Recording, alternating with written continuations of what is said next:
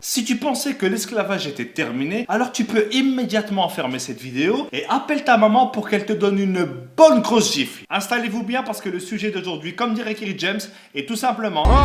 Aujourd'hui, on va parler du franc CFA. Alors déjà, première blague. CFA, ça veut dire colonie française d'Afrique. Je sais pas si vous vous rendez compte, ils ont une monnaie qui porte comme nom colonie. Ils auraient très bien pu l'appeler ferme-la et donne-moi tout, ça aurait été pareil. Mais il y a quelques temps, ils se sont dit, c'est vrai que colonie française, ça se fait pas. C'est un peu chmette quoi. Et du coup, ils ont décidé de changer et maintenant ils appellent ça coopération financière d'Afrique. Alors là, je dis bravo.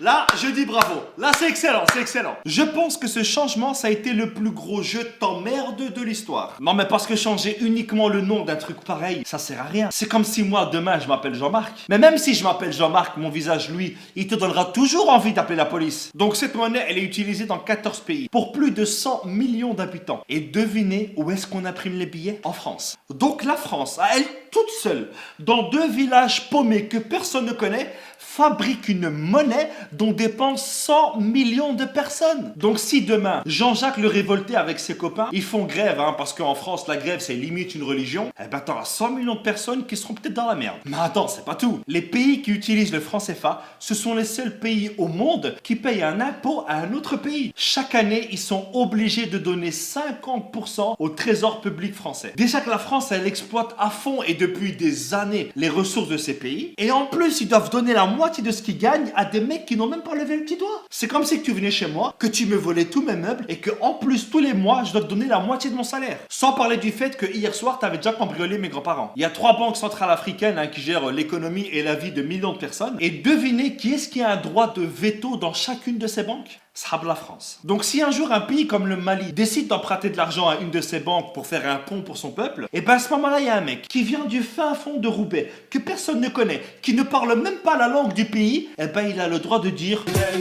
le slogan de la France ça devrait être maintenant liberté, égalité, fraternité au-dessus de la Méditerranée. En dessous, non, tu pues la merde. Et puis quand j'entends que la France fait des dons en Afrique, non, voler 50 € à quelqu'un et lui donner 10 €, ce n'est pas un don, c'est un remboursement. Et heureusement qu'il y a eu des chefs d'État qui se sont rebellés contre le franc CFA. Il y a eu par exemple Sylvanus Olympio. Ah non, lui il a été assassiné, pardon. Il y avait aussi Thomas Sankara. Non, lui aussi il a été assassiné.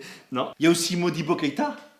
Non, lui il est mort en prison, pardon. Je crois que je vais arrêter là. Récemment, François Hollande est allé à Bamako. Et je pense que sur une échelle de 1 à 20 sur le manque de respect, je pense qu'on doit être à 1000 ou à 2000. Regardez. Cher président, cher Ibrahim, j'ai été très sensible aux mots que tu as bien voulu prononcer. Alors déjà, depuis quand est-ce qu'on appelle un président par son prénom? Et depuis quand est-ce qu'on tutoie un président? Mais c'est quoi ce manque de respect? Tu crois que c'est ton fils? Mais bon, pas grave, regardez la suite. Quand la France est en Afrique, elle ne cherche pas à exercer une influence. La France ne cherche pas à influencer l'Afrique, mais la monnaie de ces pays, la colonne vertébrale d'un pays, dépend entièrement de la France. Non mais là j'en ai marre, il se fout vraiment de notre gueule ce mec. Elle ne cherche pas à peser sur les choix politiques d'un pays. Quoi? Combien de chefs d'État africains ont été destitués par la France? Et encore moins à capter ses ressources. Non, c'est bon, je me tire, c'est bon.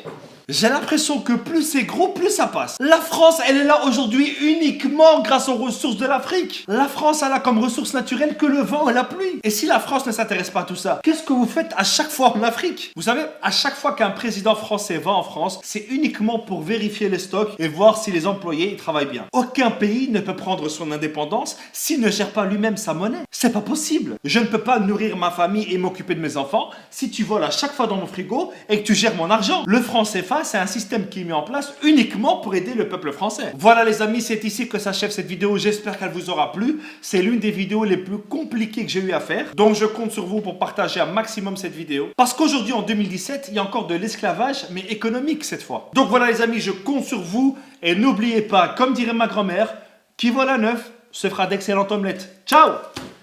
On oublie seulement une chose, c'est qu'une grande partie de l'argent qui est dans notre porte-monnaie vient précisément de l'exploitation, depuis des siècles, de l'Afrique. Pas uniquement, mais beaucoup viennent de l'exploitation de l'Afrique.